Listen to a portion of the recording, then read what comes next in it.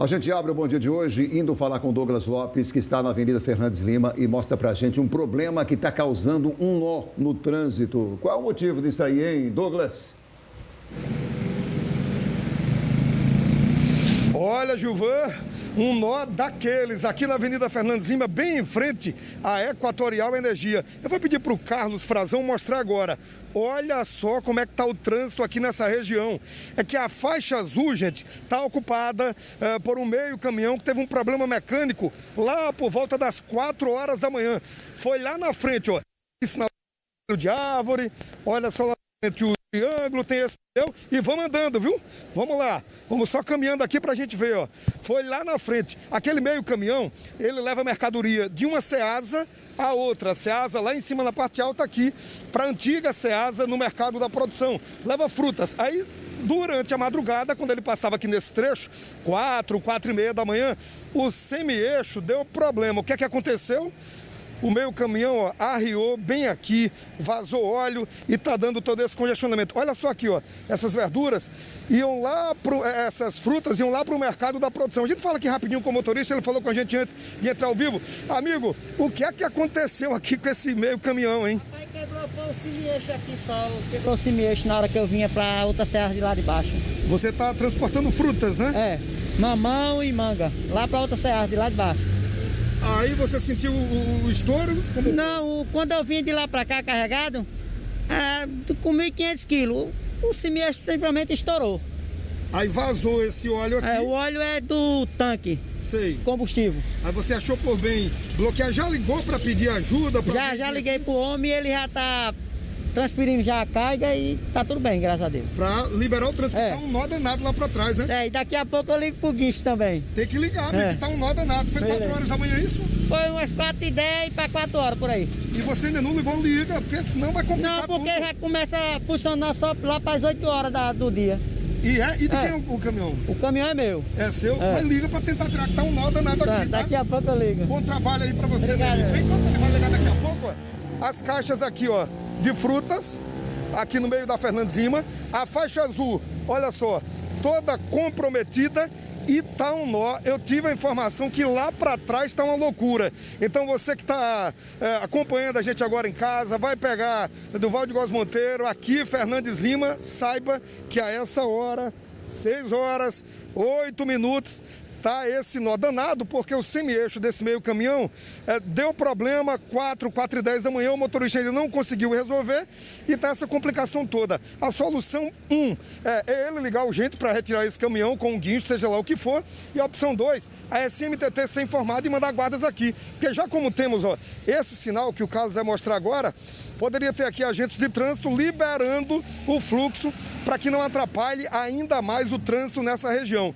Então, quem está pegando a Fernandes Lima a essa hora, de ônibus, de carro, seja lá o que for, vai enfrentar esse nó nas primeiras horas do dia de hoje, Gilvan. É esse o problema, então SMTT, alguém, urgente, manda os agentes de trânsito aqui, porque senão o trânsito vai ficar ainda mais complicado do que já está. E não é para menos, essa é a hora que as pessoas vão tocando aí sua vida, indo para o trabalho, indo para o médico, resolver aí alguma coisa, né? É muito cedo, então é a hora que as pessoas estão acordando, saindo de casa e indo aí tocar a sua vida normalmente. É esse o nó, um nó daqueles que está o trânsito aqui bem em frente à Equatorial Energia, Gilvan Sofia. E o problema continua, né? Tá tudo aqui muito embaraçado. Segue o Bom Dia, a gente volta já. E olha o trânsito aí, viu, gente? Olha o trânsito aí para você que está saindo de casa, da parte alta da capital, você vê que o trânsito está muito complicado. Chama atenção mesmo isso que o Douglas falou, não tem ninguém da SMTT, né? Uma via principal como essa, normalmente teria que ter pelo menos uma viatura, né, no percurso. Todas as manhãs é necessário, né? Nós temos outra câmera, outra imagem, né, Sofia? Temos outra imagem, que é um pouco mais acima, né? Um pouco mais acima, que reflete, né, o trânsito em toda a Fernandes Lima, né, Gilvan?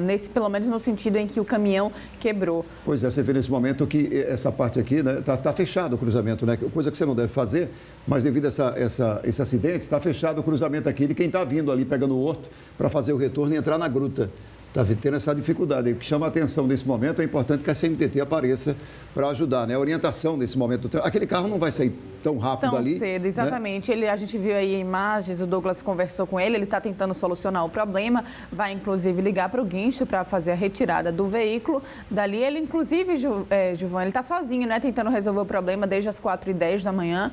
E aí a gente espera que resolva o mais rápido possível. Está tentando aí fazer uma sinalização provisória, enquanto não tem ninguém para ajudá-lo, principalmente com essa orientação do trânsito, e a gente vai continuar acompanhando. Isso porque está cedo, né? E olha só o trânsito que já está. Isso, a partir de agora a tendência é que se aumente, né? Porque depois das 6 da manhã é que o trânsito fica muito complicado, entre 6 e 8 da manhã, Fernandes Lima, muita gente descendo, muita gente indo para o trabalho, muita gente tendo os seus afazeres, seus compromissos.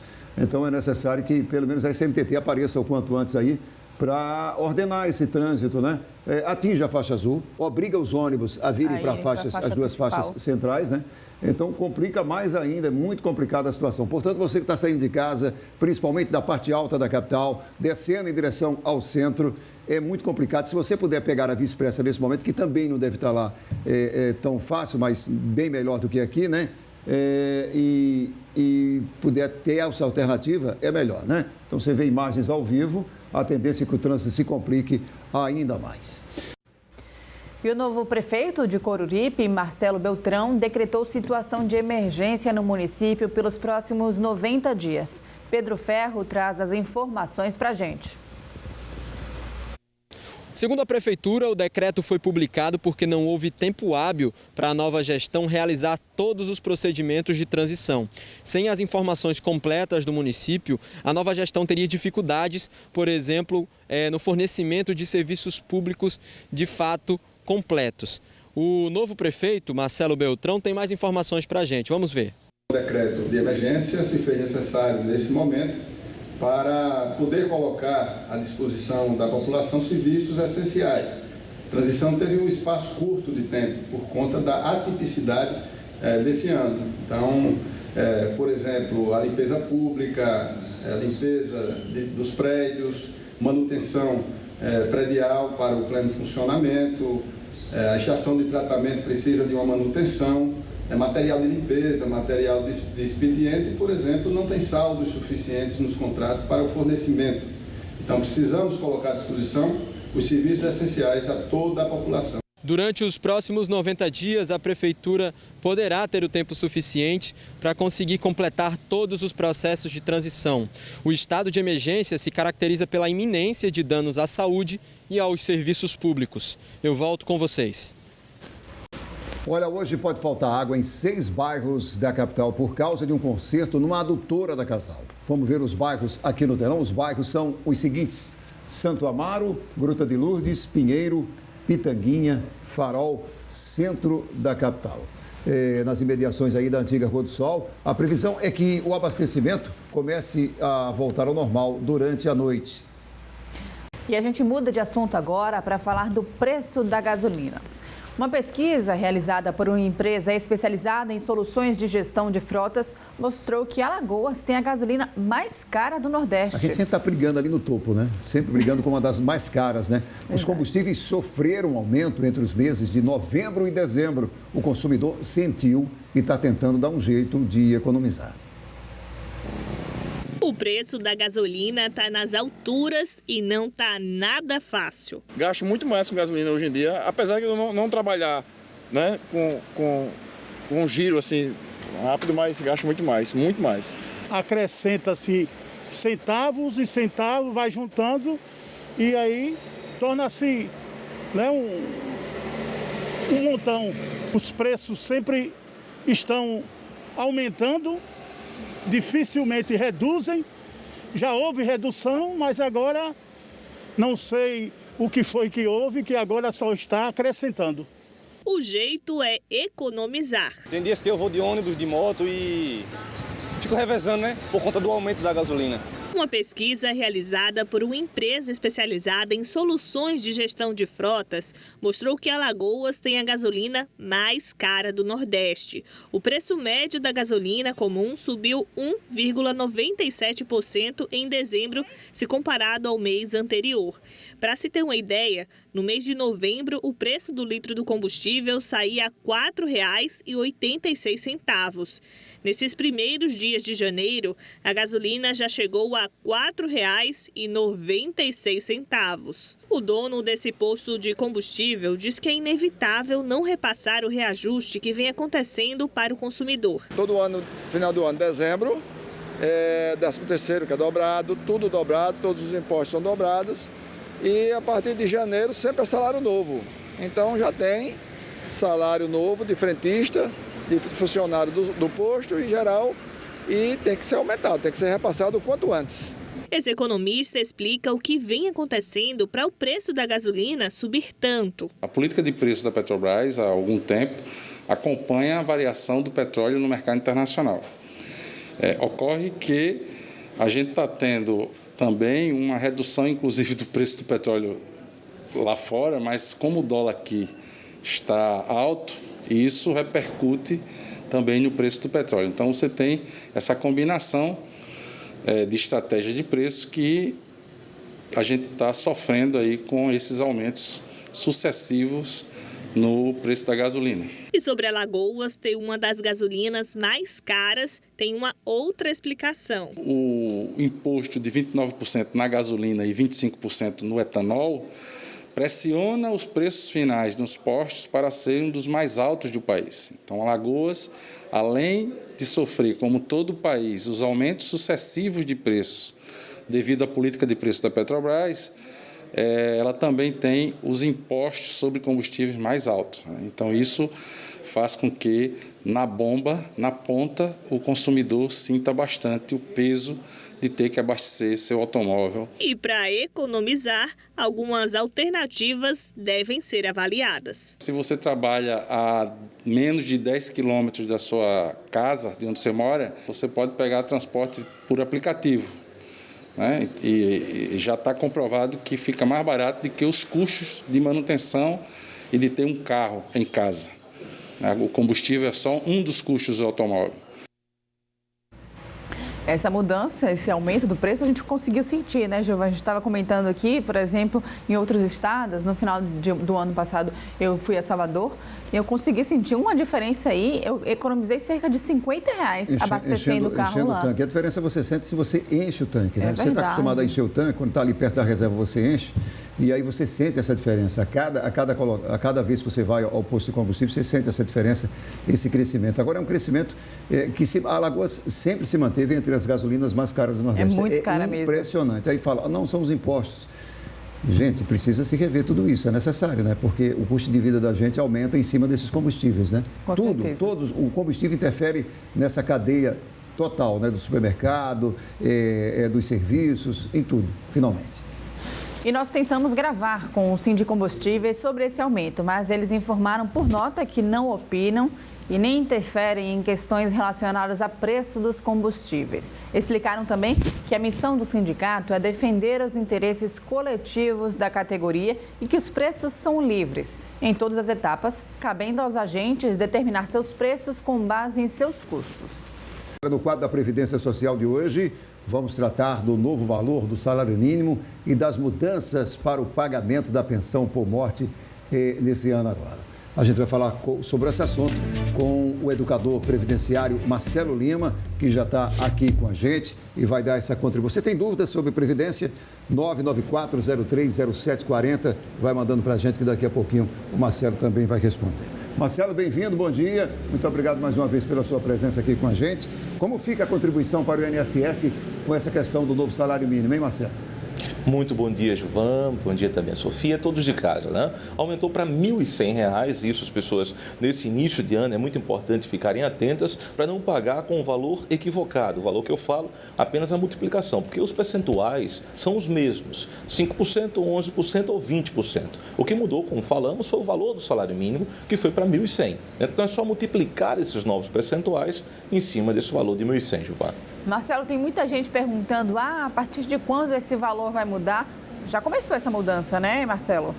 Perfeito, Sofia. Nesse caso, já agora no mês de janeiro, as pessoas, como eu falei, vão pagar, mas o prazo é até o próximo dia 15 de fevereiro. Até 15 de janeiro você paga relativo ao mês de dezembro, então não há mudança. As pessoas já preencheram os carnês, já foram até o site do INSS para preencher aquela guia GPS que pode ser virtual também, vão pagar até 15 de janeiro. É bom lembrar que não é no dia 15 de janeiro, é até 15. Então você que está nos acompanhando, já guardou o dinheiro, reservou o dinheiro para fazer a sua contribuição, já pode fazer hoje, se assim é desejar. Não precisa esperar até o dia 15, né? Lembrando que esse, dia 15 de janeiro, ele paga dezembro, ou seja, ainda no valor antigo. No valor novo, começa a partir de 1º de janeiro, de fato, ele tem até 15 de fevereiro para pagar esses respectivos valores de 5%, 11% ou 20% do salário mínimo. Quem pagava, por exemplo, os 52 passou para 55, aquele 5% para você que é microempreendedor individual, que é o MEI, ou aquele facultativo, na verdade, baixa renda, que é a dona de casa, que não tem renda ou dono de casa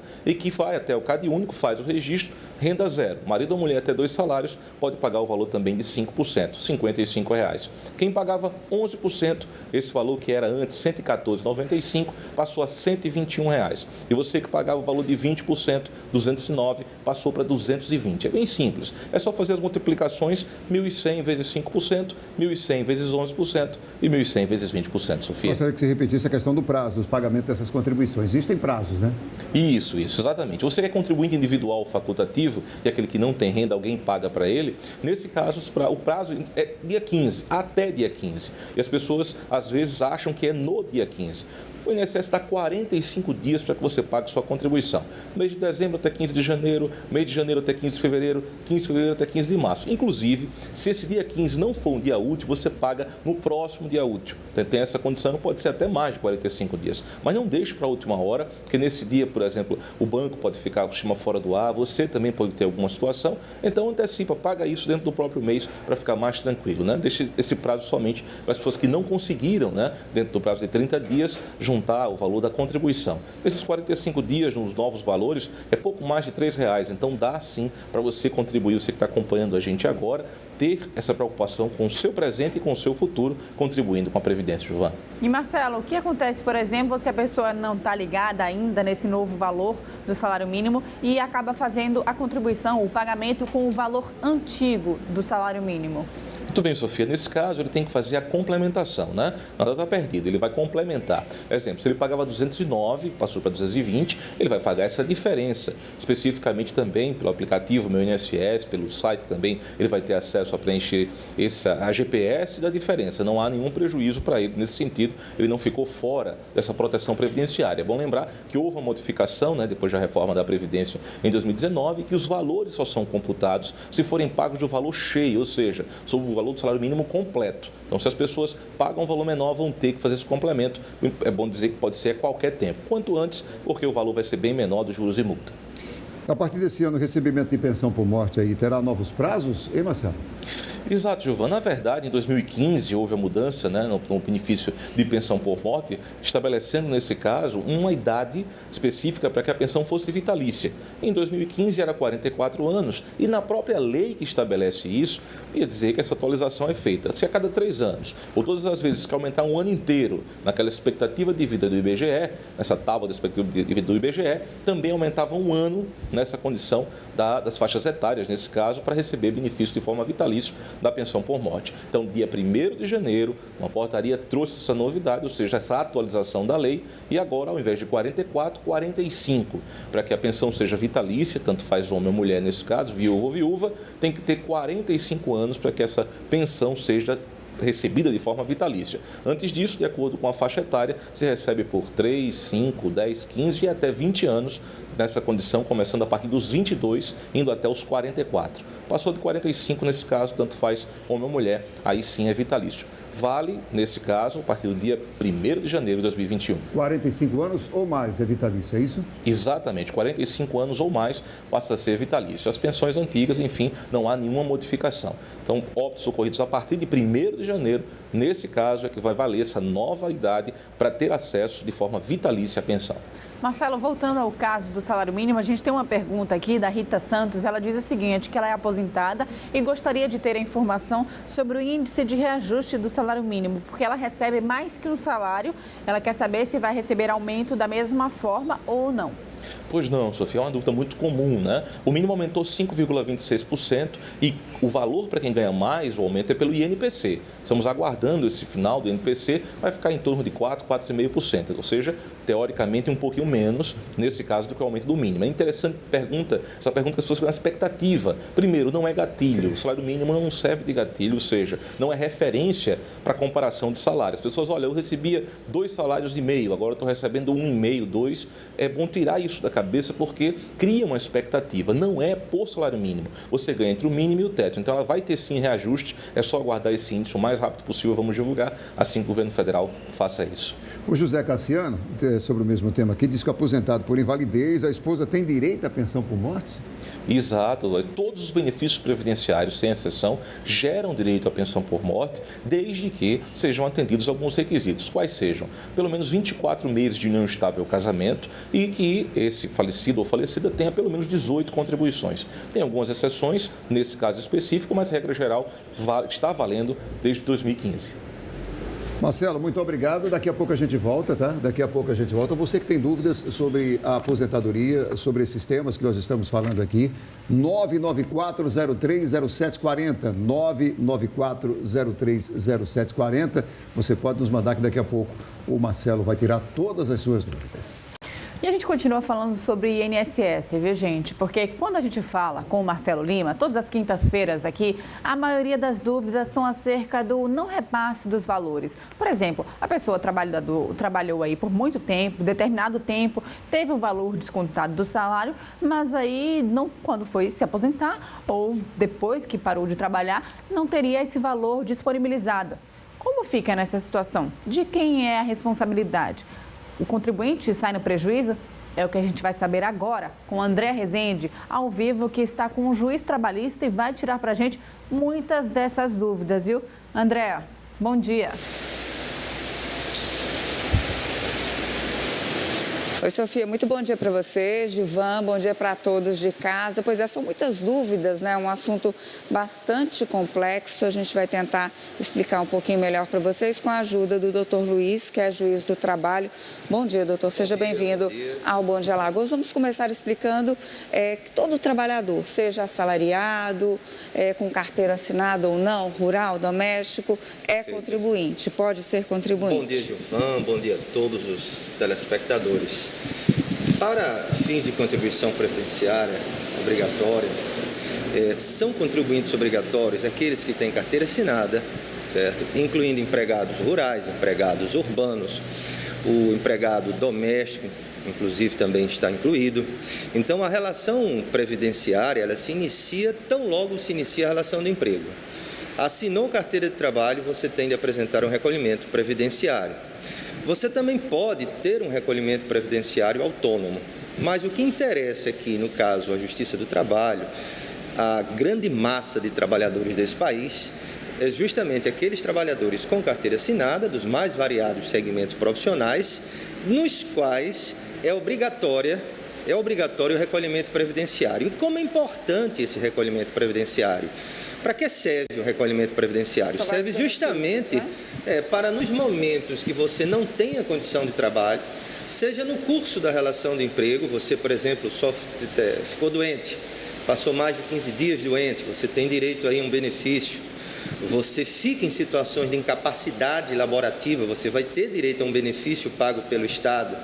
Vai chegar um período que, por tempo de contribuição ou tempo para fim de aposentadoria, você não vai ter mais condições de trabalho, você vai se aposentar, né, seja por tempo de contribuição, seja por idade. E, nesse caso, o Estado te ampara. E tudo isso é conseguido ao longo dos anos de trabalho, com aquele recolhimento, parte do salário do empregado e parte também do salário, ou parte também das contribuições do empregador.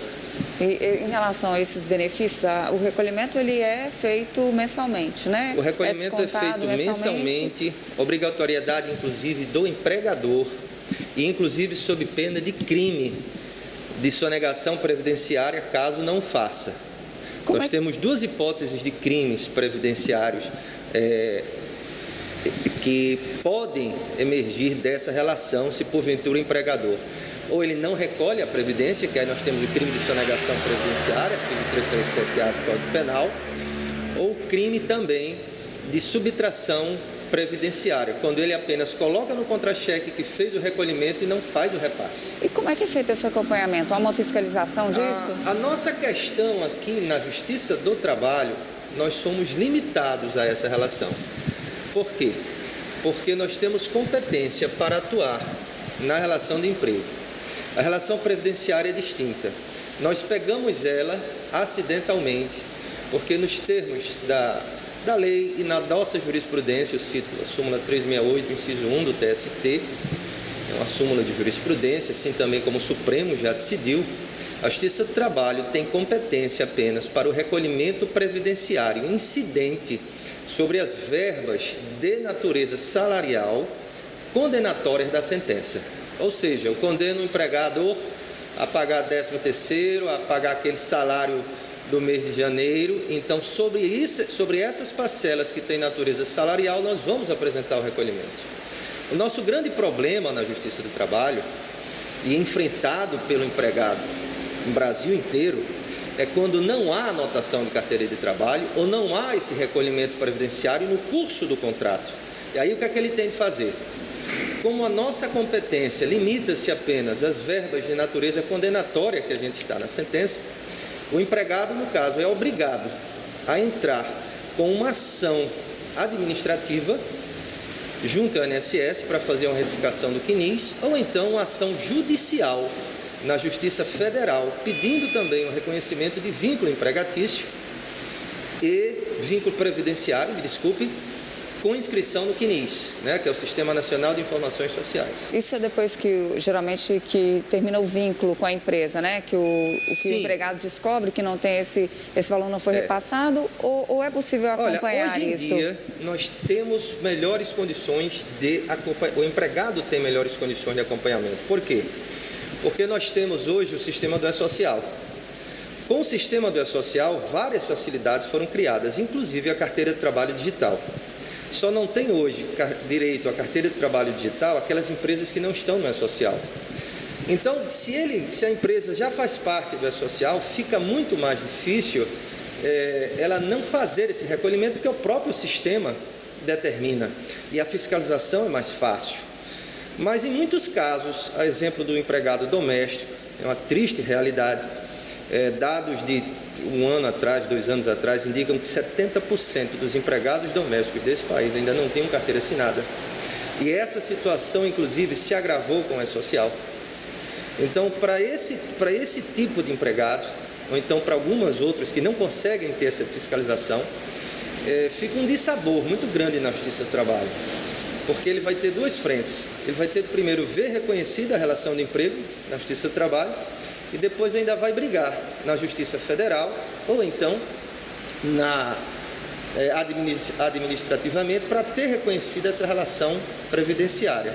Mas uma questão é que, para fins da Previdência, para fins da lei previdenciária, a sentença trabalhista, que apenas reconhece a existência de relação de emprego, mas sem nenhuma prova documental, por incrível que pareça, ela é apenas um indício de prova para fins previdenciários.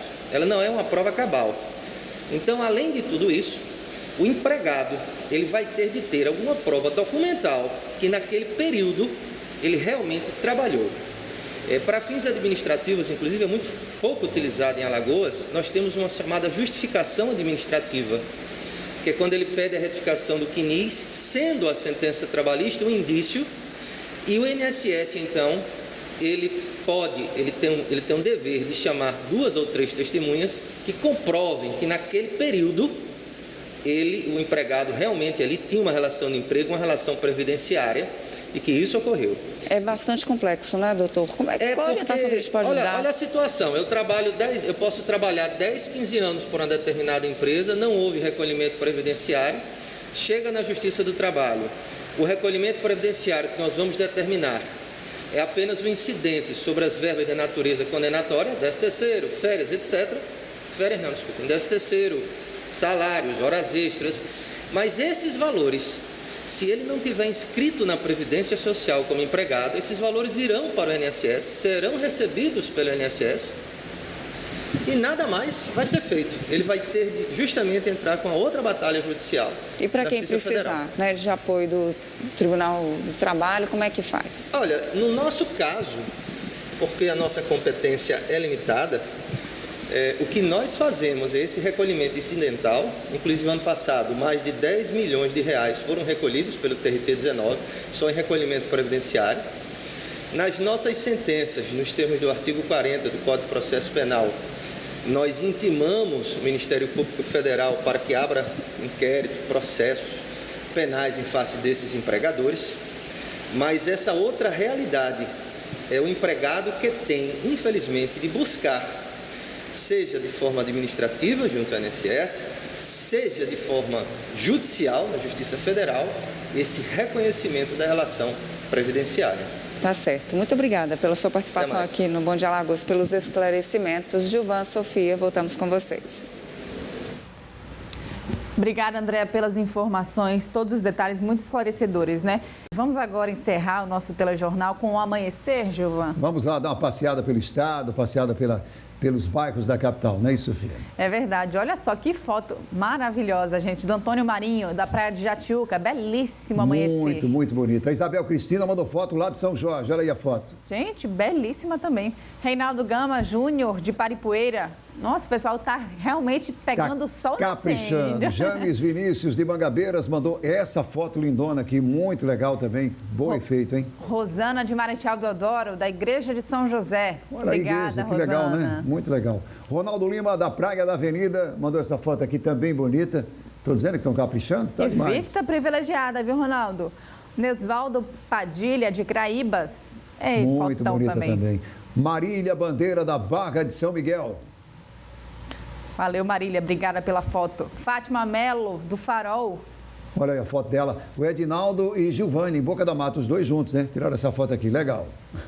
Gilvânia, mandaram a foto aí de Boca da Mata. Ranier Mendes, do Mirante São José, em São José da Laje. Ah, que olha legal. só. E a última foto aqui de Enaldo Chagas, de Santana do Ipanema. Olha aí, Santana. Ah, que legal, Santana, lá no sertão de Alagoas. Um abraço para todos, muito obrigado pelo carinho. Olha, nesse mês de janeiro, vamos fazer uma série de retrospectivas das reportagens exibidas no quadro Meio Ambiente e que vale a pena ver de novo, viu?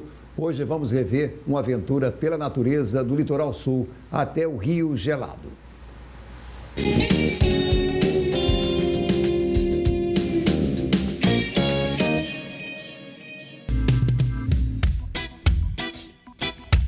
Uma paisagem que também poderia ser um quadro.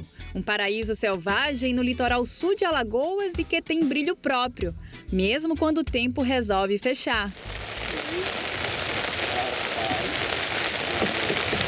Lagoa do Jequiá, nosso ponto de partida rumo a uma aventura de barco entre rio, mata e manguezais. No ar, o voo da garça e o prenúncio de tempo melhor.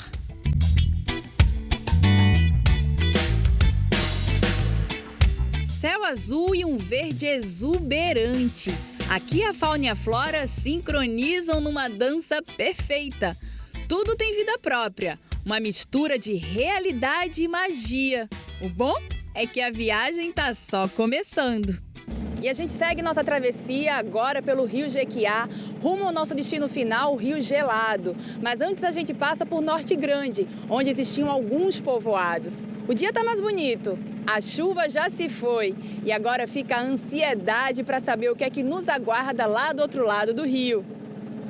A viagem dura um pouco mais de 40 minutos, mas com essa paisagem fica fácil e o tempo passa, voando. E a gente se aproxima do Rio Gelado. No caminho, uma surpresa. Vitórias régias dão ar da graça e as boas-vindas. O rio que era largo agora se estreita e a gente embarca num caminho coberto por Mata Atlântica.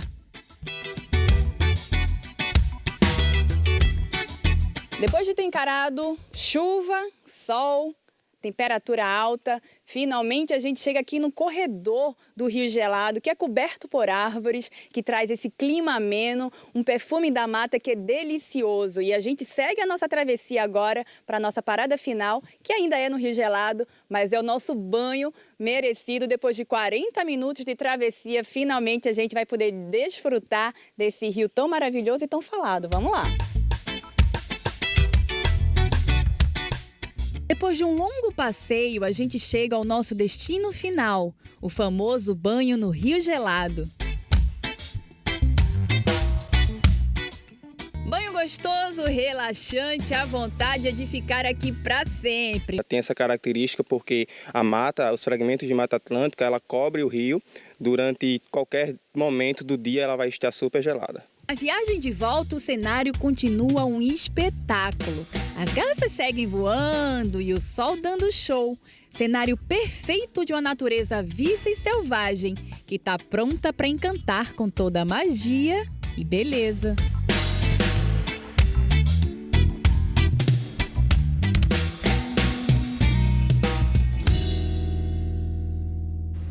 Um mergulho na natureza, né? Essa reportagem foi gravada em fevereiro, antes da pandemia. Por isso, a repórter, os demais que participaram da reportagem estão sem máscara. Vale essa observação.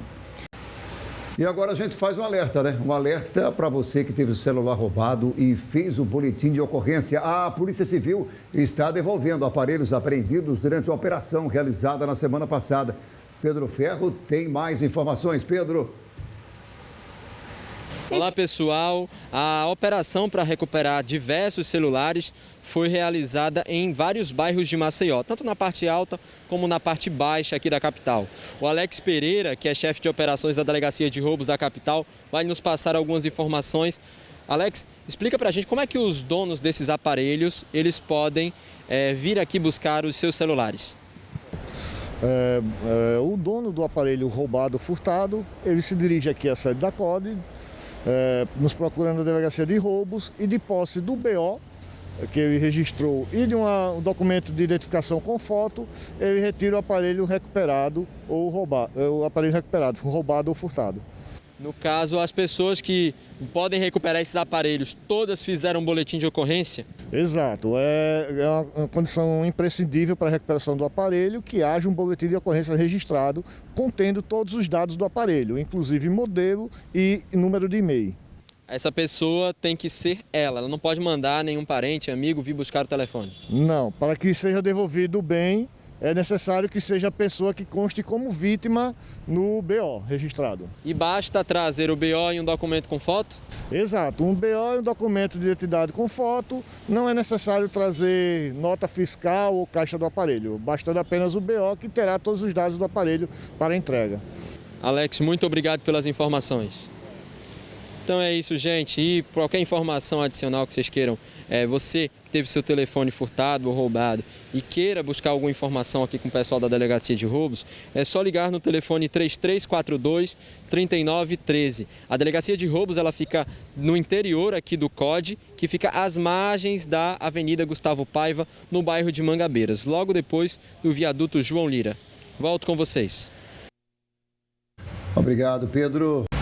O verão é a época perfeita para a prática de esportes e para eliminar o calor desse tempo quente, nada melhor que praticar o frescobol. O esporte que é comumente jogado na praia e é uma das opções seguras para se divertir nesse período de pandemia, está em alta. Vamos ver?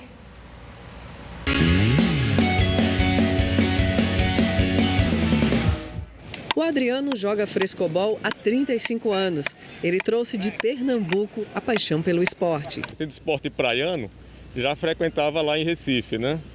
E há alguns 30 anos vim embora para Maceió e aqui conheci algumas pessoas e criamos esse laço de amizade, né? Que nós costumamos chamar da família Frescobol. Frescobol e praia andam juntos e com essa vista do mar de Maceió fica bem mais atrativo. Maceió proporciona exatamente isso, né? Tem esse litoral maravilhoso, então o que se estabelece aqui é exatamente isso, né? Essa interação, essa energia boa que a gente cria a partir desse ambiente com essas pessoas que a gente costuma frequentar. O Ed também se apaixonou pelo esporte. Ele participa de competições, mas diz que apesar de haver campeonatos, o frescobol desenvolve o companheirismo e a dedicação mútua de seus praticantes. As competições ficaram maiores, né? As pessoas começaram a premiar, começaram a vir mais gente. Então eu comecei vou participar de uma competição aqui, aí participei, aí me dei bem, fiquei numa colocação boa. Aí quanto mais você participa das competições, mais gosto você fica e com mais experiência você fica também. Então você começa a entender como é a competição e vai se desenvolvendo. Um jogo praiano e brasileiro. Frescobol não tem limite de idade. Frescobol, ele foi criado no Rio de Janeiro, né? É um esporte brasileiro, genuinamente brasileiro, e foi criado em 1945. Linha Pontes, residente do Rio de Janeiro, e evoluiu com o Rubens, que é arquiteto, a questão da raquete, né? A criação da evolução da raquete, de sair do tênis para o frescobol, a modalidade de praia, o esporte ao ar livre. E para jogar, não tem mistério. Qualquer pessoa pode praticar, qualquer idade, né? Além disso, você tem um gasto calórico legal durante essa partida, né? Durante esse dia de jogo, né? E você tanto pode evoluir para a competição ou como vir usufruir da praia, né? Do espaço aberto, que hoje em dia é muito importante você realizar essa atividade ao ar livre. Quem pratica, recomenda. Eu amo de paixão o frescobol. É um esporte que você trabalha o corpo todo, na verdade, a mente também. Imagina esse paraíso aqui, ao ar livre. É tudo de bom o frescobol. Eu recomendo para todo mundo, desde criança até o adulto. Deve ser praticada e é praticada menores de idade, pessoas de idade. Nós temos um amigo aqui que tem 78 anos e pratica, é uma referência nossa. Frescobol é tudo de melhor. O Ministério da Agricultura publicou uma portaria com as novas regras do período defeso do caranguejo-çá, aqui em Alagoas e em outros estados do norte e do nordeste. É sobre esse assunto que a gente vai conversar agora ao vivo com a Andréa Rezende, que vai nos trazer detalhes sobre o que muda com essa portaria. Andréa. Olha, Sofia, são algumas mudanças em relação à entrega da documentação. Vamos primeiro entender, né, quais são as datas, o que ficou definido pela portaria. A gente tem uma sonora, uma entrevista que foi gravada com Marco Freitas, que é agente de fiscalização federal do ICMBio. Vamos ver. A gente tem que lembrar que a andada, o período de reprodução, é um período extremamente importante para a reprodução da espécie. Esse período a espécie fica muito vulnerável. Eles fazem longas caminhadas para iniciar o período de acasalamento. E geralmente ocorre em período da lua nova e principalmente na lua cheia. Então o Ministério da Agricultura e Pecuária, juntamente com o Ministério do Meio Ambiente, publica uma portaria justamente para nortear, né, esse tipo de uso, tipo de consumo do caranguejo-çá. Foi estabelecida a data de 14 a 19 de janeiro, na lua nova, como período que não pode ser comercializado, nem transportado, nem capturado caranguejo. Também de 29 de janeiro a 3 de fevereiro, na lua cheia, é uma segunda andada. A terceira andada vai do dia 28 de fevereiro a 5 de março, que é uma lua cheia. E a quarta andada vai do dia 29 de março a 3 de abril, na lua cheia. Por que é importante se respeitar esse período de reprodução? Como eu falei, os animais precisam se reproduzir, esse período é chamado defeso.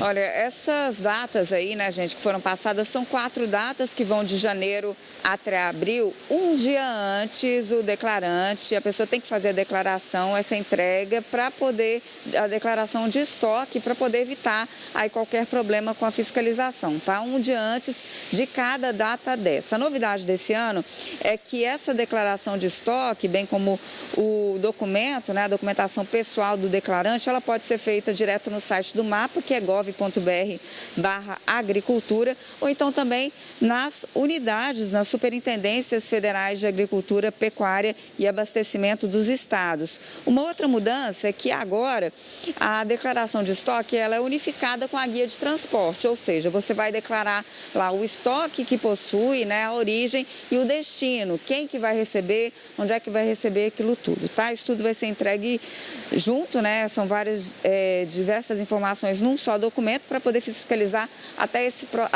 facilitar até esse processo de fiscalização. Nas unidades de conservações federais, a declaração de estoque também deverá ser entregue ao ICMBio. São essas as novidades aí para esse ano, né? Para esse ano que começa e vale para 2021 já, valendo para o defeso do caranguejo uçá. Voltamos com vocês aí no estúdio. Valeu, André. Obrigada pelas informações. Importantíssimo todos esses detalhes sobre essas mudanças, né? Para garantir a preservação da espécie também e para garantir aos consumidores, na verdade, mercantes, os comerciantes que fazem a disponibilização desse animal, que fazem o comércio dele, não entrem em nenhum problema com a fiscalização federal do ICMBio, principalmente. Isso é fundamental, né? A gente vai fazer, inclusive, o reforço aqui, gente, do site para poder fazer para ter mais informações, para pegar essas guias, é o gov.br/agricultura. Todos os detalhes você pode encontrar lá facilmente, todos esses que a Andrea passou junto aqui com o Marcos Freitas, que é agente de fiscalização federal do ICMBio. E como a gente tem mostrado, o número de casos da Covid-19 aqui em Alagoas continua subindo e isso acaba fazendo com que muita gente procure atendimento médico. Só para a gente ter uma ideia, o atendimento nas UPAs aqui em Maceió cresceu mais de 100% nos últimos meses. É sobre isso que a gente vai conversar agora com Douglas Lopes, que está lá na unidade do Benedito Bentes, e é para lá que a gente vai. Douglas, conta para a gente como é que está o movimento por aí, está tranquilo, está intenso? Oi, Sofia, estamos de volta ao vivo no Bom Dia, agora 7h19, por aqui a essa hora, na unidade de pronto atendimento do Benedito Bentes, está muito tranquilo, viu? Vou pedir para o nosso repórter cinematográfico Carlos Frazão mostrar agora para vocês aí, ó. Olha só como é que tá. As cadeiras praticamente vazias, é só uma pessoa ali buscando atendimento. Mas nos meses de novembro e dezembro, tava uma loucura por aqui, gente. Para você ter uma ideia, essa UPA, de onde a gente fala aqui ao vivo, no Benedito Bentes, teve um aumento nos últimos meses aqui de atendimento de 119%. A UPA lá do Trapiche, nos últimos meses, o aumento no atendimento foi de 126%.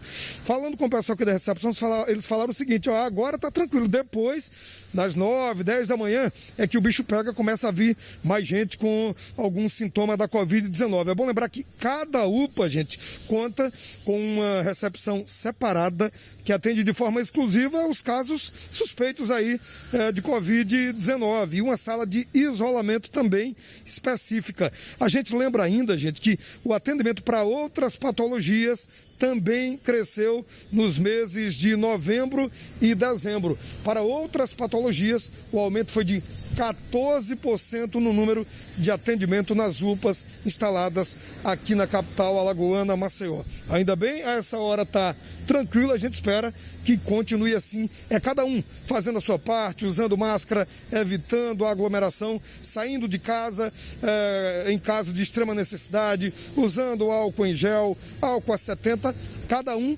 fazendo a sua parte para ver se a gente consegue diminuir o número de casos de Covid-19 aqui em Alagoas e de mortes também. Segue o Bom Dia, a gente volta já.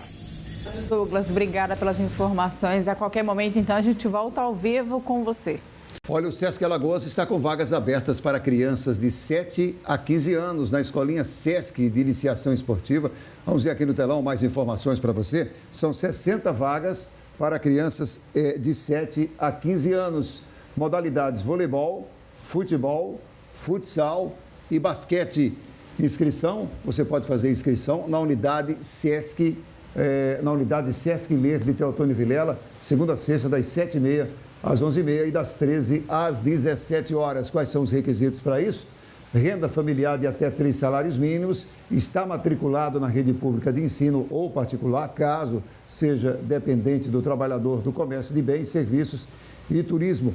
Informações no sescalagoas.com.br.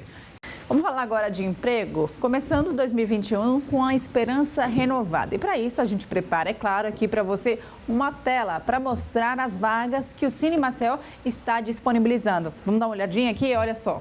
A gente tem 2 vagas para atendente de lanchonete, 3 vagas para vendedor externo, uma para técnico em refrigeração, outra para chapeiro, mais uma para oficial de manutenção predial, mais uma para mecânico de refrigeração, outra para auxiliar de mecânico de refrigeração e mais uma para auxiliar de eletricista. Tem mais alguma, gente? Não, a gente parou por aqui, né? O final é auxiliar de eletricista. E se você aí de casa que está assistindo aqui o Bom Dia Alagoas se interessou por alguma dessas vagas, você já pode enviar o seu currículo para o e-mail imocine.centabes@gmail.com, que está aí aparecendo abaixo na sua tela. E para mais informações, é claro, o telefone do Cine é o 3315-6205. Promessas de campanha do prefeito JHC foi a redução do valor da tarifa de ônibus aqui na capital, né? Agora ele montou uma comissão especial que vai focar justamente nisso. Vamos falar agora com Douglas Lopes, que tem mais informações para a gente. Douglas, quantas pessoas integram essa comissão, hein?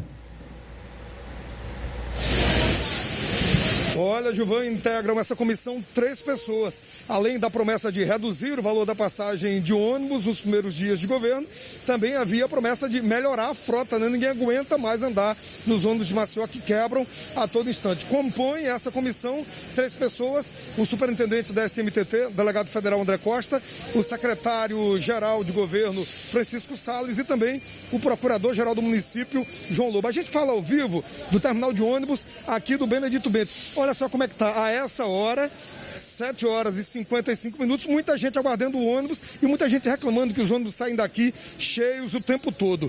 É bom lembrar que essa comissão, além de analisar o valor da passagem, vai fazer uma auditoria nos contratos de concessão e também elaborar um relatório final com as indicações técnicas e também os cálculos que viabilizem a redução do valor da tarifa. Essa foi uma promessa de campanha de JHC. A tarifa atual, gente, é de R$ 3,65.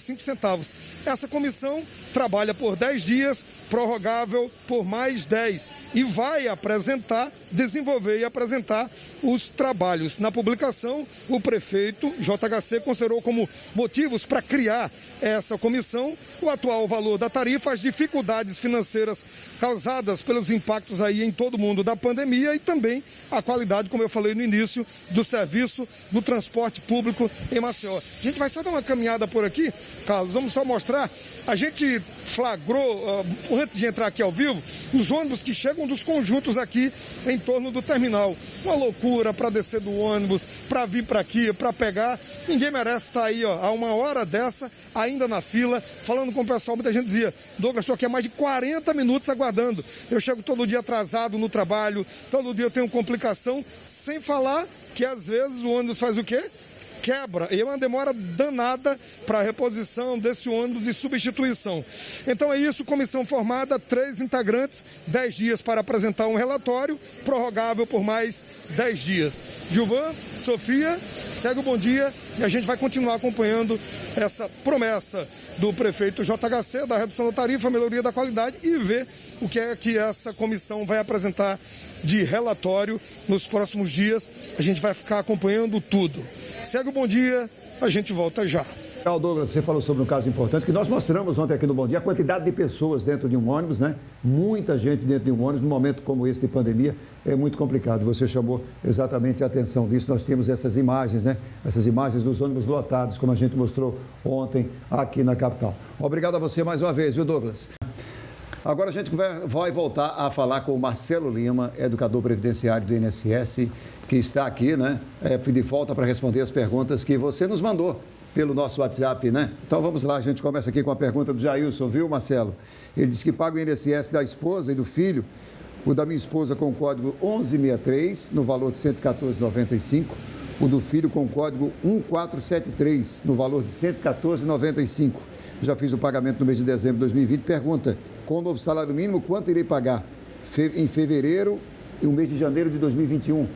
Quer dizer, em fevereiro ele vai pagar janeiro, é isso? Exatamente, muito obrigado por sua pergunta. Nesse caso foi para R$ 121. Ele aumentou de R$ 114,95 para R$ 121. Ele multiplica, nesse caso, 11% de 1.100. Fica bem simples, ele não precisa fazer nenhuma outra modificação, não precisa ir em nenhuma agência do INSS, não precisa fazer nada. Basicamente é só colocar o novo valor e fazer o pagamento até o dia 15 de fevereiro. Repete o valor, por favor, Marcelo. 121, 121. 121. Isso. A Sandra está perguntando aqui, Marcelo, sobre o filho dela. Ela diz que paga o INSS do filho dela como facultativo, ele é universitário e termina a faculdade esse ano. Como que ela vai fazer para continuar pagando o INSS dele até quando ele começar a trabalhar? Bom, exatamente. Nesse caso, ele pode continuar sendo, nesse caso, facultativo, até que ele tenha realmente uma remuneração. Nessa condição, não é o fato dele só ser universitário, é não ter renda. Para ser facultativo, basta não ter renda, nesse caso, nenhum tipo de remuneração, alguém paga para essa pessoa, como de fato a mãe paga para o filho. E a idade de 16 anos, você que está acompanhando a gente, quer fazer isso, faça, é muito importante para o seu filho, sua filha, a partir de 16 anos você pode sim contribuir como facultativo. Nesse caso, quando ele tiver o emprego, terminando a faculdade, aí sim ele vai passar para uma condição obrigatória, né? Vai ser individual, vai passar no concurso, vai ter um empregador, aí muda essa condição. Por enquanto ele não tiver ainda, pode continuar com o mesmo código e pagando o que já vem pagando. A Maria Cecília disse que tem o auxílio-doença, mas só recebeu parte do 10º, mas a outra não recebeu. O que fazer? Nesse caso, Giovão, 13º para quem recebe benefício, nesse caso, por incapacidade, ele é proporcional ao número de meses em que a pessoa ficou de benefício. Então, se ela for empregada, quando ela voltar, ela vai ter essa diferença pela empresa. Se ela não for empregada, é só proporcional mesmo a essa condição. Suponha que ela é contribuinte individual e pegou 6 meses de benefício. Na última parcela, se ela não renovou e tudo mais, ela vai ter 6/12 do 13º. Não vai receber outra parcela, porque é proporcional ao número de meses em que ela ficou, nesse caso, incapacitada. Só se ela for, claro, empregada, voltar, então tem essa diferença. Tirando isso, ela recebe só proporcional. O Josenildo diz o seguinte, a mãe dele se encontra na Itália, ele quer saber como ela vai poder fazer a prova de vida sem precisar voltar ao Brasil. Pode sim, é bem simples, ela tem essa condição, né, de fazer a prova de vida por procuração, é possível fazer há muito tempo, então ele vai fazer isso, né, de fato ele já deve ter, não sei quanto tempo ela está lá, não deve ser, se for a primeira vez ele vai fazer pela primeira vez, se não, ele já tem esse métier e não mudou nesse caso específico, tá, pode ser sim por procuração sem o menor problema. A Rosa, ela gostaria de saber quando vai começar o pagamento da revisão do auxílio-doença antecipado, porque o dela foi concluído no dia 17 de dezembro, mas ela olha no aplicativo e diz que o crédito, existe crédito para essa data. Ela está dizendo que existe crédito para essa data, mas não está o dinheiro lá. Perfeito. Na verdade, há a possibilidade do crédito. Isso é gerado, Giovanni, até 45 dias ela vai receber. Ela pode estar, de fato, de parabéns. Ela tem que acompanhar, sim, pelo aplicativo para saber a data exata que ela deve ir à agência bancária, tá? Mas está tranquilo. Nesse caso, essa previsão, essa diferença, só para entender, as pessoas entenderem o que ela está falando, é basicamente a antecipação que tivemos de março até o último dia 30 de novembro, né, de um salário mínimo para aquelas pessoas que estavam incapacitadas. Não foi uma perícia, foi uma antecipação do valor. Então, suponha que a pessoa ganhava R$2.000, fez a média, ficou R$2.000 e ela só levou R$1.045. Essa diferença que está sendo paga é justamente isso que essa telespectadora perguntou. Ela fique tranquila e acompanhe pelo aplicativo que ela vai saber exatamente a data. O Naldo, ele quer saber se vai ter o abono de R$2.000 para quem é do BPC. Bom, isso é um fake news, na verdade, não tem nenhuma situação plausível para que isso aconteça. São possibilidades, é como teve o ano passado a questão do 14º, um projeto de lei que estava no Senado, enfim, e que precisa de muita coisa para que se torne realidade, tá? Não existe nenhum tipo de bônus, não existe nada programado, pelo menos até agora, para pagamento. Pode ter alguma situação de projeto de lei, que tem muitos, né? Os projetos de lei, nesse momento, existem, na verdade, mas para que se torne realidade é necessário um longo caminho. Necessidade se tem e muita, né? Mas na prática precisam de autorizações e principalmente de onde vem a verba para isso. A Vanilda disse que o filho dela sofreu um acidente em setembro, deu entrada no INSS, mandaram uma mensagem para ele dizendo que existia, na verdade, uma pendência. Ele enviou a documentação e até agora nada, disse que está em análise. que é que ele deve fazer, Marcelo? Olha só, se isso já tem mais de 45 dias, ele deve insistir nessa condição, porque se foi uma pós-perícia, se foi alguma situação que dependia dele especificamente, só no momento em que ele cumpre todas as exigências é que o processo vai ter o andamento necessário. Então, se ele já fez tudo isso, é interessante que ele ligue para 135, né, faça na ouvidoria uma reclamação, justamente porque, nesse caso, só para as pessoas entenderem, a perícia médica não é mais do INSS, né? Desde 2018, na verdade, não tem mais a perícia médica, é a perícia médica federal, então é ligado diretamente ao Ministério da Economia. Para todos os efeitos, o serviço é prestado também e a informação ele pode também ter pelo telefone 135. Marcelo, a Ângela diz o seguinte, que está desempregada e sem condições de trabalhar por motivos de saúde. Ela quer saber como ela deve proceder para conseguir um auxílio-doença. Bom, se ela tiver, Sofia, na qualidade de segurada, isso quer dizer, ela está desempregada há quanto tempo, né? Se ela estiver desempregada até 1 ano ou 2 do último emprego, é possível que ela tenha, sim, a qualidade de segurada e pode dar entrada no auxílio-doença, ou ligando para 135, no aplicativo ou no site gov.br/INSS. Então, eu aconselho até que ela faça. Na dúvida, né? Ela diz, olha, não sei se eu tenho ou não, ela pode ligar para 135 e diz, olha, o último pagamento, recolhimento que eu tive, ou como empregada, ou como individual, enfim, tem 1 ano. Ela, nesse caso, ainda está coberta, né? É chamado período de graça. Então, para saber, ela pode ligar para 135, sim. A Eva está dizendo que deu entrada na aposentadoria. Ela quer saber se ainda precisa contribuir. Ela deu entrada em novembro, está em análise e ela parou de contribuir. Está correto ou não? Pois bem, nesse caso, se ela tiver atividade remunerada, ela deve contribuir sim.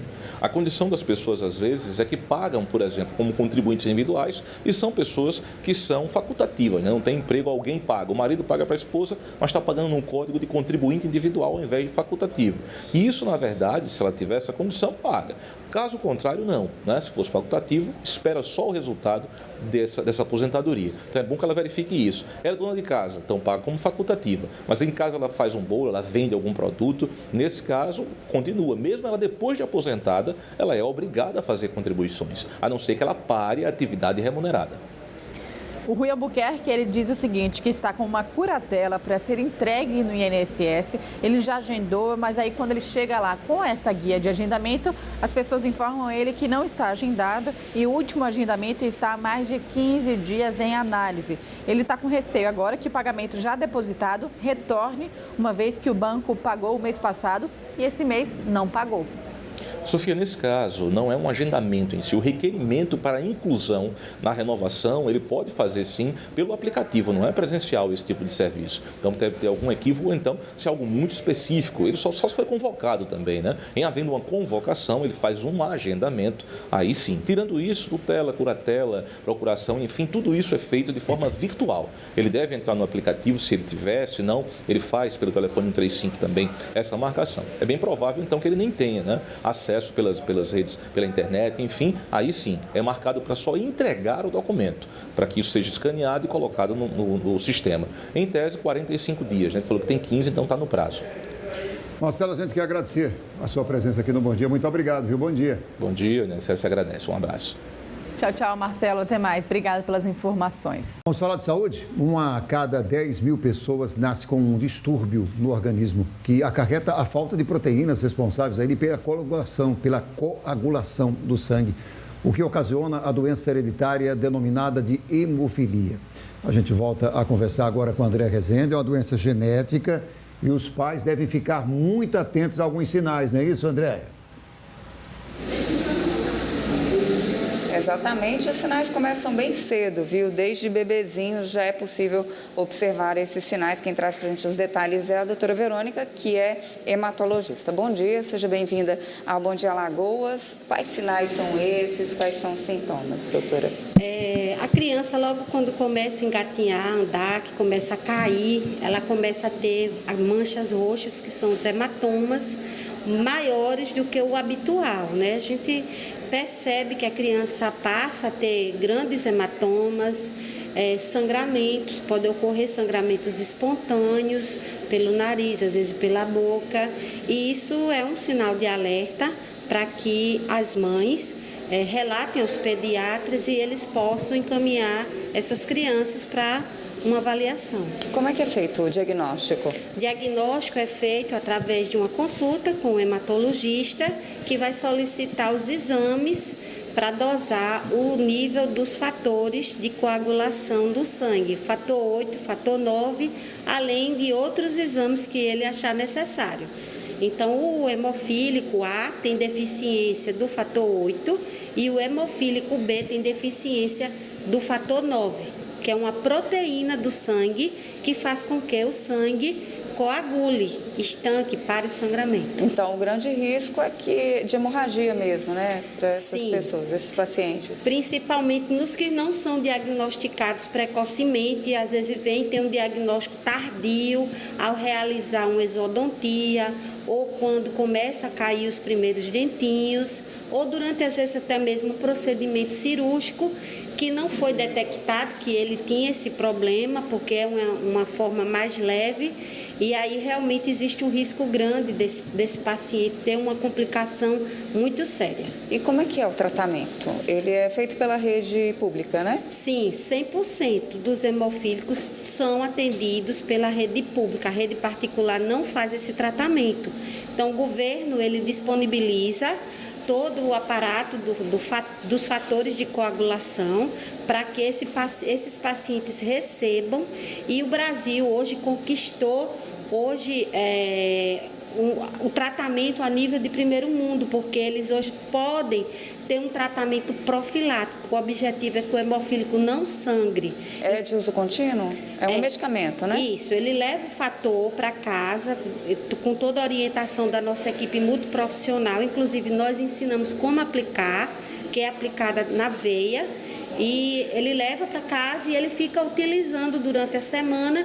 Com isso, o hemofílico hoje praticamente tem uma vida normal, sem sangramento, realiza as atividades físicas, esporte, e hoje o objetivo nosso é hemofilia sem sangramento. Que é realmente com todo esse acompanhamento, né? Leva a medicação para casa e tem um acompanhamento que é feito, a senhora falou aí de uma equipe multidisciplinar. Eles são cadastrados todos no programa do governo federal, que é o Hemoglobinopatia Web, e aqui eles são monitorados, vem para cá, faz as consultas passa pelo hematologista, pela enfermeira, fisioterapeuta, dentista, enfermagem, onde esse paciente ele tem toda uma equipe multiprofissional para acolhê-lo, orientá-lo e fazer com que esse paciente tenha uma vida assim igual a uma outra pessoa, mesmo tendo essa doença que é grave. A gente falou do tratamento, cura ainda não tem. Não, ainda é uma doença tratável, não é curável, mas hoje em dia ele tem uma qualidade de vida bem melhor que antigamente. A gente tem muitos pacientes que são antigos, que são sequelados, porque antigamente a gente não tinha esse tratamento profilático. É uma doença genética, né? Sim. Agora, para quem não tem parente mais próximo, né, que tem essa doença, ele tem que ficar atento também a sinais de alerta? Pode acontecer? 25% dos casos, a gente não encontra ninguém na família que tenha a hemofilia. Dos demais, a gente tem alguém, um parente que tinha hemofilia. Então, nesses casos, pode acontecer sim, uma mutação que a gente chama de novo, né, uma mutação nova, e esses pacientes precisam ser diagnosticados. O importante nessa doença é o diagnóstico precoce, para que o tratamento seja feito de forma precoce e evite que esse paciente venha ter um sangramento no joelho, nas articulações, que possam causar deformidades. Tá certo. Muito obrigada pelas suas informações. Então é isso, né, gente? Como a gente fala de várias doenças, a questão do diagnóstico precoce, a hemofilia não é diferente. Quanto antes, melhor. Quanto mais cedo, melhor. Então, para as mamães, papais, fiquem atentos aí, né? Porque desde pequenininho, como a gente falou lá no início, é possível fazer esse diagnóstico, né? Observar alguma mancha diferente, se a criança, se o bebê acaba se machucando, ficando com manchas maiores, né, diferentes do que é o habitual, do que seria mais comum, já procura o pediatra, já procura ajuda para poder buscar, né, um diagnóstico. Isso vale para qualquer tipo de doença e para essa também. Voltamos com vocês aí no estúdio. Sofia Gilvan. Obrigado, André. Bom dia. Olha, assim como a prática de atividade física e alimentação saudável fazem parte aí, né, fazem bem ao corpo, dormir bem é essencial. Uma boa qualidade de vida, né? Segundo dados da Associação Brasileira do Sono, a população brasileira está dormindo cada vez menos. Para falar sobre o assunto aqui com a gente, o psicólogo Robson Menezes. Dormir é essencial, né, Robson? A gente que faz o bom dia, a gente sabe disso, viu, Robson? Quando a gente dorme mal, não é fácil não no outro dia. Bom dia, mas é essencial, né, o sono, né? Exatamente, Gilvan. Bom dia, Gilvan. Bom dia, Sofia. Nós precisamos de compreensão de que o sono ele é parte do nosso processo diário, né? Então, se alimentar, trabalhar, se exercitar e dormir são essenciais para o funcionamento do organismo como um todo. Para o funcionamento e também para a imunidade, né? Quem não dorme bem, doutor Robson, bom dia para o senhor, não tinha dado bom dia ainda para o senhor, realmente tem uma dificuldade maior em manter a imunidade alta, né? Isso, exato. A insônia, a dificuldade de dormir, ela vai trazer consequências diversas, né? Essas consequências vão estar se apresentando desde a perspectiva da perda de concentração, o mau humor, a dificuldade em relação à capacidade, por exemplo, de regeneração do organismo, a imunidade em si, né? A capacidade de lidar com vírus, com bactérias.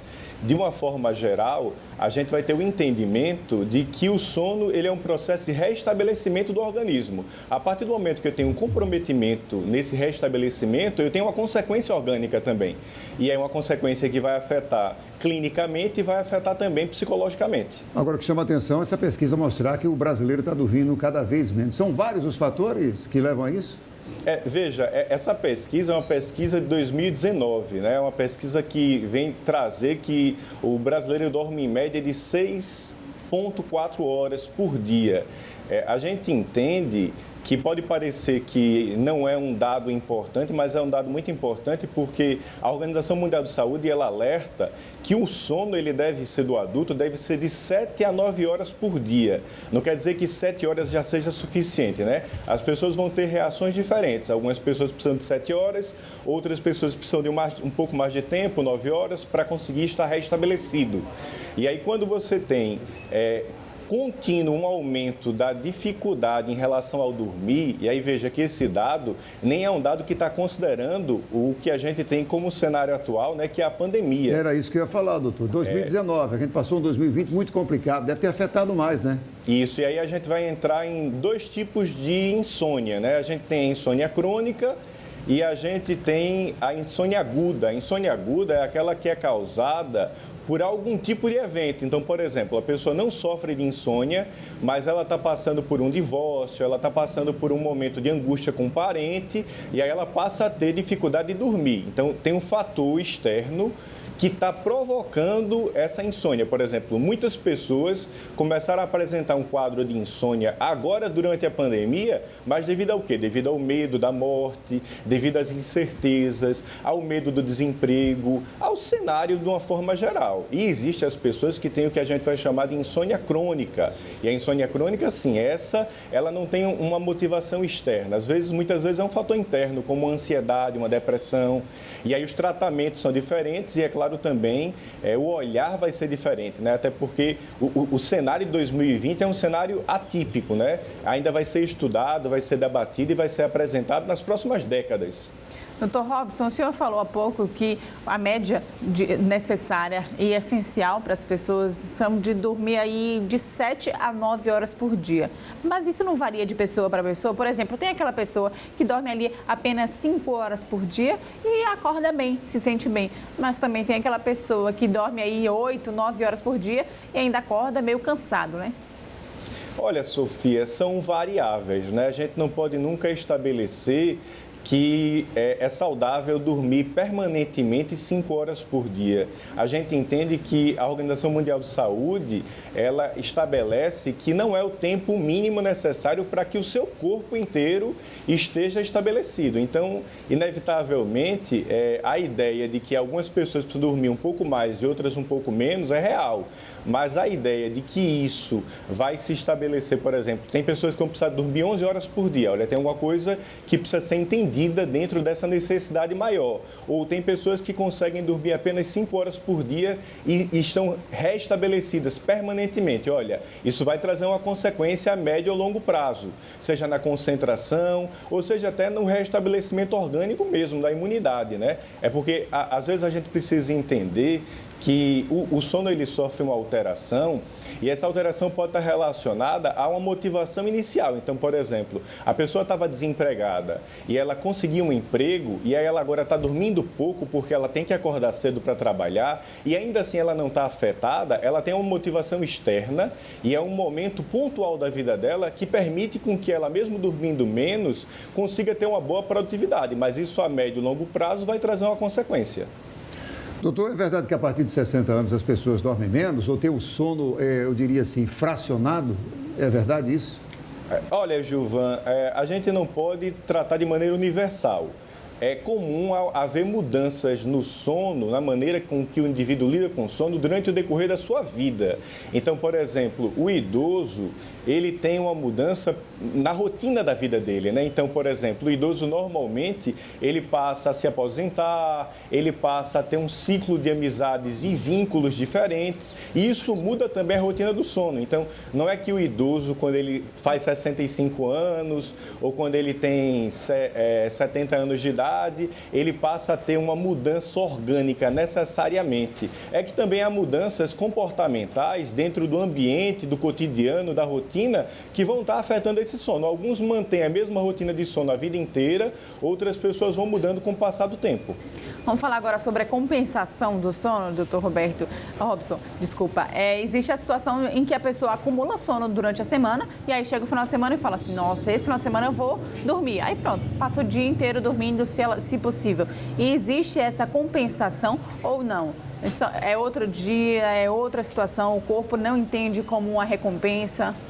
Olha, a gente pode até entender a compensação do sono como um fenômeno feito pontualmente após 2 noites mal dormidas, 1 noite mal dormida, mas não a compensação do sono após uma semana você estabelecer a responsabilidade do domingo de recompensar toda uma semana de dias que não foram suficientes para o restabelecimento do organismo. Então, assim, a compensação não vai funcionar dessa forma, né? O organismo vai sentir isso a médio prazo. O que a gente vai precisar entender é se essa insônia ela está se dando através de um fator que precisa de um acompanhamento medicamentoso, ou se ele vai ser tratado apenas com a psicoterapia, ou se há necessidade de um tratamento conjunto. E aí sim, a gente tem que estar entendendo que estratégias para melhorar o sono, estratégias para minimizar os prejuízos da insônia são importantes, mas o acompanhamento profissional é essencial. Doutor, nesse período de pandemia aí, a gente percebeu que muita gente está se utilizando de medicamento para dormir. Algumas pessoas usam e muitas vezes comete-se o erro, não só nessa questão de sono, em outras doenças também, da automedicação. Isso, de certa forma, é perigoso, né, doutor? Que análise o senhor faz dessa questão dos medicamentos que induzem ao sono? Veja, como eu vinha falando anteriormente, né, existe o tratamento da insônia que é medicamentoso e esse tratamento ele precisa ser acompanhado por um médico. Por quê? Porque a insônia vai ter diversos motivos clínicos também. Então, por exemplo, pode ser que a pessoa esteja apresentando um quadro de insônia por ansiedade. E essa ansiedade vai ter um tratamento específico que o médico, que o profissional especialista é que vai dizer qual é a dosagem, qual é o medicamento. Outras pessoas vão apresentar um quadro de insônia e esse quadro vai estar associado ao quê? A uma depressão. E aí o medicamento, o tratamento é outro. Então, é muito importante que todo uso de medicamento seja acompanhado por um especialista. Agora, se a insônia ela não requer um tratamento medicamentoso, se é um acompanhamento psicoterápico, aí o cenário vai ser outro. Doutor Robson, vamos trazer aqui para a realidade. Por exemplo, o Gilvan perguntou há pouco se isso varia no decorrer da idade. Se as pessoas, quando elas vão ficando mais velhas ou quando elas são mais novas, elas podem dormir menos ou elas devem dormir mais e acabam dormindo menos. Por exemplo, o Gilvan, ele dorme um pouco menos do que eu. Ele tem esse costume, mas ele acorda à mesma hora. Isso, a longo prazo, pode ser prejudicial para ele. Eu consigo dormir mais facilmente. A gente sempre conversa aqui, ontem eu consegui dormir. Eu deito e durmo. Ele já tem essa dificuldade maior. Ele deita e espera um pouco para dormir. A gente precisa primeiro entender se há aí dentro disso que está sendo referenciado, há um prejuízo. Por exemplo, o Gilvan se sente incomodado em dormir menos, vem trazendo algum tipo de consequência, Gilvan começou a esquecer algum tipo de compromisso, evento, ele percebe que isso está trazendo algum tipo de prejuízo ou não, porque, veja, cada pessoa vai ter uma necessidade diferente, entendendo que existe uma certa expectativa em relação a um sono de 7 a 9 horas por dia. A maneira como esse sono vai se dar, a qualidade do sono também é muito importante, né? Então, a gente precisa entender que existem algumas recomendações que vão ajudar até a criar um ambiente do sono mais adequado e mais proveitoso. Doutor, mas afeta a memória, viu? Afeta sim. Quem dorme pouco, a gente percebe isso. A gente percebe no dia a dia que vai afetando a memória. Estou há 21 anos no Bom Dia e é fatal isso. Agora, doutor, tem algumas... eu, quando era criança, se falava, não conta carneirinho que você dorme. Vai contando aí que acaba dormindo, né? Existe uma fórmula, é necessário, como o senhor falou aí, criar um ambiente para que você possa dormir. Não é num ambiente e simplesmente vou deitar e vou dormir. É necessário se criar essa ambientação? Perfeito, Gilvan. Então, quando nós vamos para a psicoterapia, enquanto uma ferramenta essencial no auxílio da pessoa que está passando por um processo de insônia, a psicoterapia ela vai trabalhar muito com algumas técnicas, né? Desde técnicas de psicoeducação, que vão estar orientando essa pessoa como preparar o ambiente. Então, por exemplo, algumas pessoas fazem da cama um espaço de lazer, um espaço de estudo. Então, a cama ela precisa ser lembrada e precisa estar associada ao organismo como um momento do repouso. Então, não é para estar estudando na cama, tem que estar estudando sentado na mesa.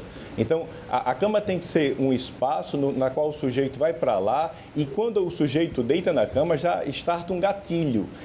O corpo manda uma mensagem, é a hora do sono. Eu também não devo deitar na cama quando eu estiver sem sono. Eu preciso deitar na cama quando eu estiver com o mínimo de sono. Por quê? Porque quando eu fico forçando o sono, eu vou causando um estresse que vai aumentar a incidência dessa insônia. Eu posso criar estratégias também de respiração, por exemplo. Tem uma respiração, um exercício respiratório que ajuda muito no processo de relaxamento, né? Que a gente chama de 2-4-6. Respira em 2 segundos, prende a respiração por 4 segundos e solta a respiração em 6 segundos. Vai repetindo isso durante a noite, que é semelhante ao contar carneirinho, Gilvan, e vai auxiliando nesse relaxamento. E aí, é claro, eu preciso também criar estratégias, porque algumas pessoas ficam com insônia porque elas deitam na cama e elas começam a pensar em tudo que tem que fazer. Então, antes de deitar na cama, senta, anota as tarefas que tem para fazer, coloca tudo que você tem na cabeça no papel. Isso ajuda muito também no processo de melhoria em relação ao processo de relaxamento mental, né? Porque às vezes não é uma coisa apenas física, você não está só agitado, você está mentalmente acelerado, então você vai desacelerando. E é claro, né, a psicoterapia ela vai ajudar a trabalhar algumas angústias, algumas ansiedades, vai entender o porquê que você está passando, se é uma questão situacional, se é uma questão que vai recorrer à necessidade de um médico. E uma dica bacana, Gilvan, que eu tenho para dar para vocês, é que lá na clínica da Estácio, a gente está abrindo agora, como abre todos os semestres, agora em fevereiro, 120 vagas de atendimento psicoterápico gratuito.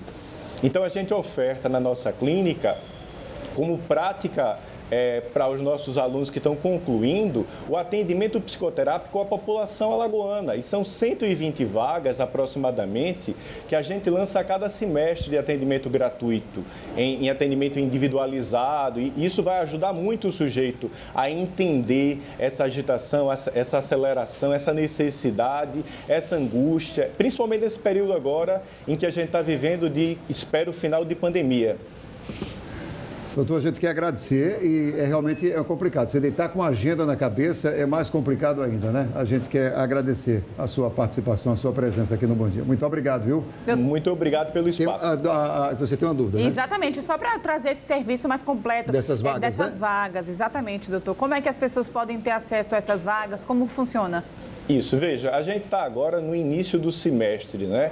As atividades acadêmicas iniciam em fevereiro. Então, em fevereiro, a clínica já abre o espaço para triagem. Então, as pessoas interessadas que necessitem, principalmente a população que não possui um plano de saúde, que não tem poder aquisitivo de pagar por uma psicoterapia, elas podem procurar a clínica lá da Estácio presencialmente e elas preenchem um formulário. E aí, quando iniciamos as atividades, começamos o processo de triagem de pacientes até para alocá-los junto aos alunos e iniciar o processo de atendimento psicoterápico. Então, basta ir lá, levar um documento de identificação a partir de fevereiro e aguardar ser convocado para o início da psicoterapia. Obrigado mais uma vez, viu? Bom dia. Bom dia. Bom dia, doutor. Foi esclarecedor o nosso bate-papo, inclusive, Gilvan, para você que fica. Ele não cria um ambiente, não, para dormir, ele fica no celular. Já decorei o exercício. 2, 4, 6.